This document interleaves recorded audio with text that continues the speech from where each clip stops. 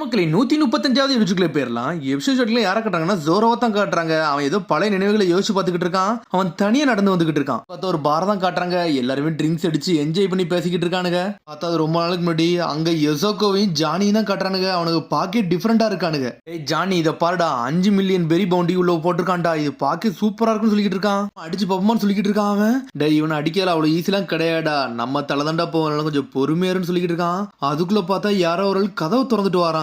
என்னன்னு பார்த்தா நம்ம ஜோரோ தான் வந்து நின்னுக்கிட்டு இருக்கான். கிட்ட வரான். எனக்கு சாப்பிட ஏதாச்சும் குடுன்னு கேட்டுக்கிட்டு இருக்கான். உன்ட்ட இது காசு இருக்கான்னு சொல்லிட்டு கடைக்காரன் கேட்டுக்கிட்டு இருக்கான். என்கிட்ட எந்த காசுமே இப்போதைக்கு இல்லைன்னு சொல்லிக்கிட்டு இருக்கான். காசு தான் வேணா, என் தலைக்கு பின்னாடி ஒருத்த பவுண்டி உள்ளவன் இருக்கான். அவன் தலையை வெட்டிட்டு அந்த பவுண்டி காசை தாரன்னு சொல்லிக்கிட்டு இருக்கான். ஜோரோ தேவையில்லாம பேசதான் சொல்லிக்கிட்டு இருக்கான். பின்னாடி இருக்கவன் அந்த பவுண்டியில இருக்கவனே மாசம் வந்து வெட்ட வரான். ஆனா அதுக்குள்ள ஜோரோ வேற லெவலா பிளாக் பண்ணிட்டு நின்னுக்கிட்டு இருக்கான். உங்களோட சண்டை போட மூடல இல்லடா, இப்ப எனக்கு பசிக்கு, நான் சாப்பிட்டு முடிச்சுக்கிட்டு தான் சொல்லிட்டு இருக்காம. நான் கேட்கறதுக்கு மட்டும் நீ பதில் சொல்லு, உன் தலைக்கு பவுண்டி இருக்கான்னு சொல்லி கேட்கறான் அவன். ஆமாடா 5 மில்லியன் பெரிஸ் பவுண்டி என் தலை மேல இருக்குன்னு சொல்லிக்கிட்டு இருக்கான். நிறைய சாப்பிடலாம்னு சொல்லிட்டு இருக்கான். சடனா அடிச்சு வீசலாம் வரான். அதுக்குள்ள ஜோரோ 2 துண்டா வெட்டி வீசிட்டு போய்கிட்டே இருக்கான். 5 மில்லியன் பெரி பவுண்டி உள்ளவனே ஒரே போட்ல போட்டு விட்டான். டேய் இவனை வெட்டிட்டேன், இவனை கொடுத்தோம்னா ஏகப்பட்ட காசு கிடைக்கும்ல, அதனால எனக்கு சாப்பாட கொடுன்னு சொல்லிக்கிட்டு இருக்கான். சடனா யசோகோ பாத்துக்கிட்டு இருக்கான். இவன் பேரு பவுண்டில கிடக்கான்னு சொல்லிட்டு, டேய் இவன் வேற லெவலா இருக்கான்னு சொல்லிட்டு, இவன் தலை வந்து இதுக்குள்ள இல்லையடா, வாண்டட் லிஸ்ட்ல இல்ல. ஒருவேளை பவுண்டி கண்ட்ரா இருப்பானா இல்ல பைரட் கண்ட்ரா இருப்பானான்னு சொல்லிட்டு முழிச்சுக்கிட்டு இருக்கானுங்க. பைரட் கண்ட்ரே 3 ஸ்வார்ட்ஸ் மன்னடா யூஸ் பண்ணுவான். இவன் ஒரு ஸ்வார்ட தானே எடுத்துட்டு வரான்னு சொல்லிக்கிட்டு இருக்காங்க. டீமன் மான்ஸ்டர் வர சொல்லுவாங்க.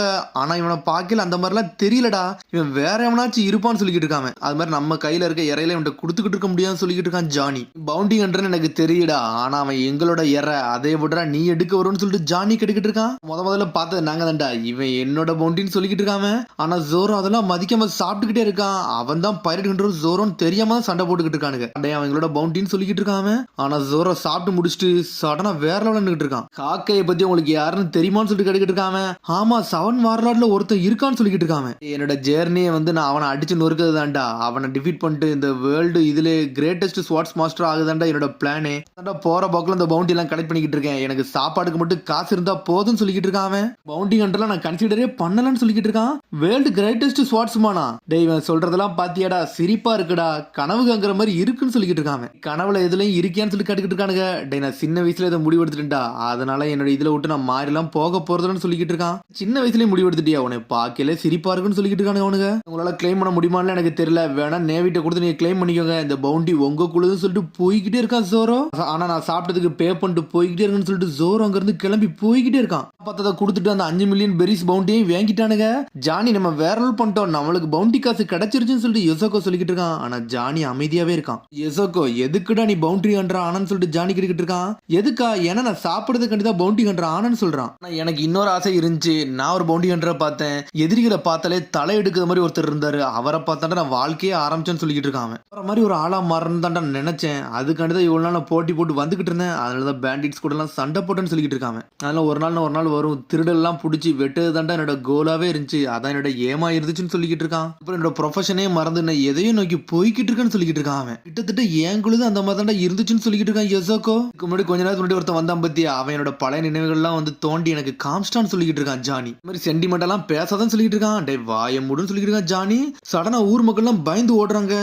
ஏன்டா பயந்து ஓடுறீங்கன்னு சொல்லிட்டு இவனுக்கு போய் கேட்டுக்கிட்டு இருக்கானுங்க. டிக் கேங் இங்க இருந்து வாராங்கடா, அவனுக்கு இந்த இடத்தை அட்டாக் பண்ண ஆரம்பிச்சானுங்க. அவனுக்கு இருக்க எல்லாத்தையும் திருடிட்டு போயிருவாங்கன்னு சொல்லிட்டு டிக்கு வாரானா, அதுதான் அவனோட கேங்கான்னு சொல்லிட்டு. டே அவனுக்கு 10 மில்லியன் பெரி இருக்குன்னு சொல்லிக்கிட்டு இருக்கான். பார்த்தா அவன் வாரான், எல்லாத்தையும் அடிச்சு நொறுக்கிட்டு போய்கிட்டு இருக்கான்.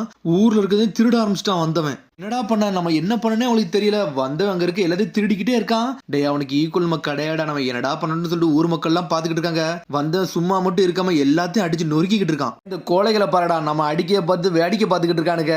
ஏய் கோழைகளா அங்க போங்கடா, நீங்க எல்லாம் எங்க கூட பக்கத்துல வந்து கூட நிக்க முடியாது, நீங்க எல்லாம் வீக்கானாலும் போயிருங்கன்னு சொல்லிக்கிட்டு இருக்காங்க. உங்களை பாருங்கன்னு சொல்லிட்டு நக்கல் பண்ணிக்கிட்டு இருக்கான். ஆனா அதுக்குள்ள ஒரு சின்ன பையன் வந்து சடனா சுத்திரத்துக்கு அடிக்கிறான். அது என்னோட சாப்பாடுடா, நாங்க உழைச்சு வச்சது, அதை குடுடான்னு சொல்றான். சடனா ஒரு அடி அடிக்கான். அடிச்சல இந்த சின்ன போய் கீழே போய் விழுதான்.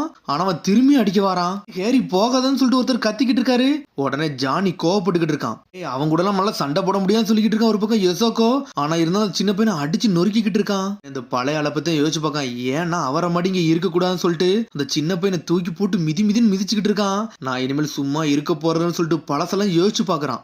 ஆனி அனல் வேகத்துல ஸ்ட்ரெயிட்டா போய் டிக்கிட்டே போய் சண்டை எழுத்துக்கிட்டு இருக்கான். டேய் கோமாளி, நீ யாருடான்னு சொல்லிட்டு டிக்கு கேக்குறான். பேரெல்லாம் கிடையாடா, ஆனா நான் ஒரு பவுண்டி ஹண்டர்னு சொல்லிக்கிட்டு இருக்கான். பவுண்டி ஹண்டரா? சரி, உன் கதையை முடிக்க வேண்டியது என்னோட வேலைன்னு சொல்றான் டிக்கு. நீ எசக்கும் சண்டைக்கு தயாராயிட்டானுங்க, வேற லெவலா நின்னுகிட்டு இருக்கானுங்க அவனுங்க. தலையெடுக்க வாடா வந்திருக்கீங்க, உங்களை பார்த்தாலே பொடியனவ மாதிரி தெரியுதுன்னு சொல்லிக்கிட்டு இருக்கானுங்க அவனுங்க. பணம் தான் நான் கொஞ்சமா தரேன், எடுத்துட்டு ஓடுங்கன்னு சொல்லிக்கிட்டு இருக்கான் அவன். எங்களுக்கு பணம்லாம் இப்ப ஒண்ணு வேணாண்டா, நான் இப்ப வந்ததே ஒரு சாம்பியன் மாதிரி வந்தேன்டா, நான் வந்து நீதிக்காண்டி வந்து நின்னுகிட்டு இருக்கேன்னு சொல்றான் ஜானி. இது நீதிக்காண்டி வந்தியா? இத பார்த்தாலே சிரிப்பா இருக்குன்னு சொல்லிட்டு நக்கல் பண்ணிக்கிட்டு இருக்கானுங்க. எனக்கு நீ துணையா மட்டும் இருன்னு சொல்றான். எசோக்கோ ஓகேன்னு சொல்லிக்கிட்டு இருக்கான். நக்கல் பண்ணிக்கிட்டு இருக்கானுங்க. நீங்க முட்டாள தாண்டா சாக போறீங்கன்னு சொல்றான் அவன். ஆனா சண்டைக்கு வேற நின்னுகிட்டு இருக்கானுங்க. எசோக்கோ கத்துறான், இப்ப தாண்டா 5 மில்லியன் பெரிய போய் நாங்க நேவிட்டு இருந்து வாங்கிட்டு வரோம், நாங்க பெரிய ஆளுன்னு சொல்லிக்கிட்டு இருக்கான் அவன். 5 மில்லியன் பெரியான்னு சொல்லிட்டு முழிக்கான் டிக்கு. அந்த அளவுக்கு ஒருத்தனுக்கு காசு இருக்குன்னா அது என்னோட தம்பிக்கு மட்டும் தான்டா, என்னோட தம்பி பில்லிக்கு தாண்டா 5 மில்லியன் பெரின்னு சொல்றான். சடனா அவன் அடிச்சு நொறுக்க ஆரம்பிச்சிட்டான். அப்புறம் அடுத்த சீன் இங்க ஜோரோ தான் கட்டுறாங்க. ஆனா அவன் எங்கேயும் நடந்து போய்கிட்டு இருக்கான். ஒரு பக்கம் வெடிக்கிற சத்தம்லாம் கேக்கு. அவன் பாட்டுக்கு அசால்ட்டா போய்கிட்டே இருக்கான். கிட்ட வந்து ஒரு ஆட்டை கட்டுக்கிட்டு இருக்கான். டே, நான் உங்கள்ட்ட ஒரு சோட கொடுத்தோம்ல, அதை முடிச்சிட்டீங்களான்னு சொல்லிட்டு கேட்கறான் அவன். என்னன்னு பார்த்தா ஜோரோ ஆல்ரெடி ஒரு சோட வேலைக்கு தான் கொடுத்துட்டு போயிருந்திருக்கான். ஆனா யூஸ் பண்ணி பாக்குறான். உங்களோட வேலை உண்மையிலே சூப்பரா இருக்குன்னு சொல்லிக்கிட்டு இருக்கான் அவன். டே, அதை செய்யறதுக்கு நான் ரொம்ப டைம் எடுத்துக்கிட்டேன்னு சொல்லிக்கிட்டு இருக்கான் கடைக்காரன். அது ஒரு சூப்பர் சோடா, அதை நீ பார்த்து ஹேண்டில் பண்ணு.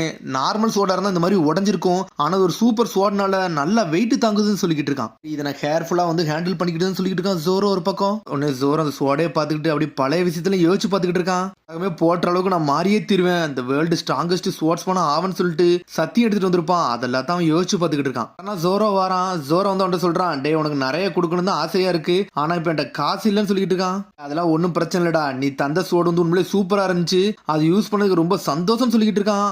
உடனே ஜோரோ கொடுத்த சோடை வாங்கி பாக்குறான். என்னன்னு பார்த்தா கை மாத்த வாங்கிட்டு போயிருந்திருக்கான். அதை திறந்து பார்த்தோன்னே அந்த சோடே உடஞ்சிருச்சு. கை மாத்துக்கு எந்த சோடை தந்தாலும் இப்படி உடச்சு வச்சிட்டேன்னு சொல்லிக்கிட்டு இருக்கான் அவன். மன்னிச்சிருங்க, உங்களுக்கு கண்டிப்பா நான் என்னைக்காச்சும் காசு தருவேன்னு சொல்லிக்கிட்டு இருக்கான். சடனா வெடிக்கிற சத்தம் கேக்கு. என்ன சத்தம் சொல்லிட்டு ஜோரோ கட்டுக்கிட்டு இருக்கான். அது அந்த டிக்கு தான். அவன் தான் வந்து இங்க எல்லாத்தையும் வந்து அடிச்சு நொறுக்கிட்டு இருக்கான். அவன் அடிக்கிற அளவுக்கு இங்க யாருமே கிடையாது. அவனுக்கு 10 மில்லியன் பெரி பவுண்டி இருக்குன்னு சொல்றான் அவன். இது 10 மில்லியன் பெரி பவுண்டியா? இவனுக்கு வர நம்ம காசு கொடுக்கணும்னு சொல்லிட்டு ஜோரோ யோசிக்கான். சடனா திரும்பி இங்க ஜானி யோசக்கம் தான் கட்டுறாங்க. டிக்கு அடிச்சு நொறுக்கிட்டு இருக்கான். அவனால பக்கத்துல கூட நிக்க முடியல. அவன்டா இவனுக்கு இது கூட இங்க வந்து அடிபட்டுக்கிட்டு இருக்காங்கன்னு சொல்லிட்டு பாத்துக்கிட்டு இருக்காங்க. உன்னத பையன் இவனுங்களே கூர்ந்து பாத்துக்கிட்டே இருக்கான். உன டிக்கு கேட்கான், டே, நீங்கெல்லாம் எப்படி என் தம்பி அடிச்சிருப்பீங்க, நீங்களே வீக்கா இருக்கீங்கன்னு சொல்லிக்கிட்டு இருக்கான். அங்க தாண்டா உன்னோட தம்பி அடிச்சு நொறுக்கணும், வேற எவன்டா அடிச்சு நொறுக்கிருப்பான்னு சொல்லிக்கிட்டு இருக்கான்.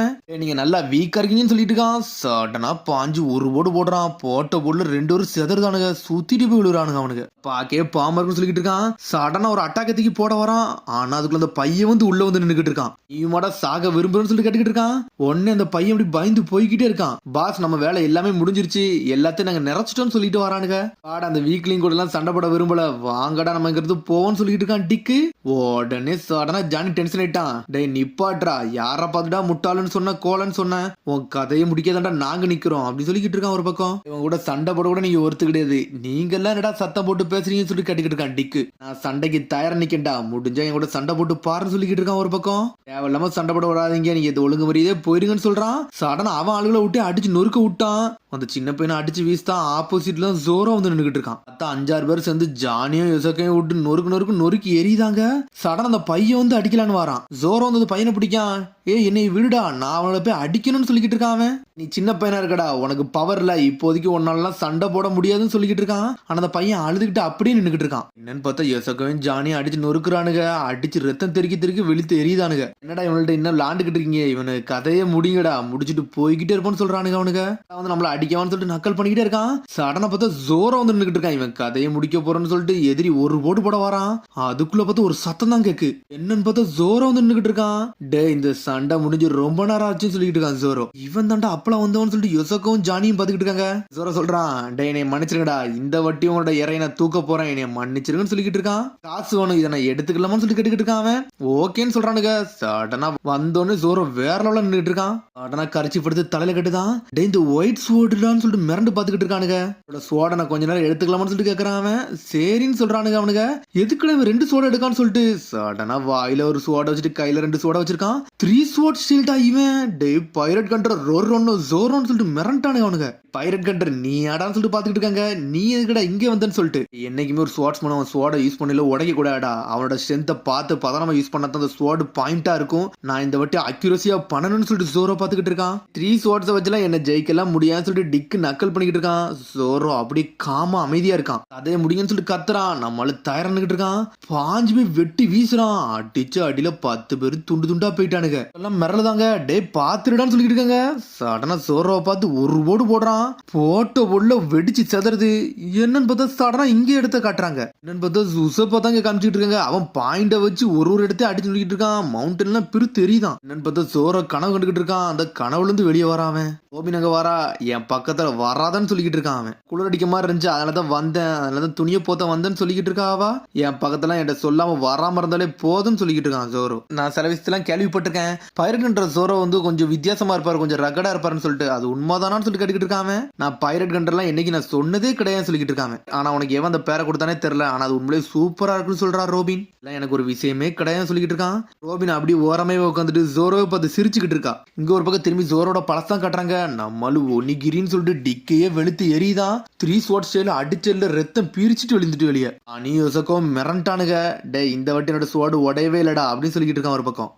ஜோரோ உங்களோட ஸ்கில்ல பார்த்து நாங்க மிரண்டோம், உங்க கூட நான் பவுண்டிங் கண்ட்ரா வந்து சேர்ந்துக்கலாமான்னு சொல்லிட்டு கேட்டுக்கிட்டு இருக்கானுங்க அவனுங்க. அங்கதான் யோசக்கோ ஜானின்னு சொல்லிட்டு இருக்கானுங்க. அது உங்க இஷ்டம்னு சொல்றான் ஜோரோ.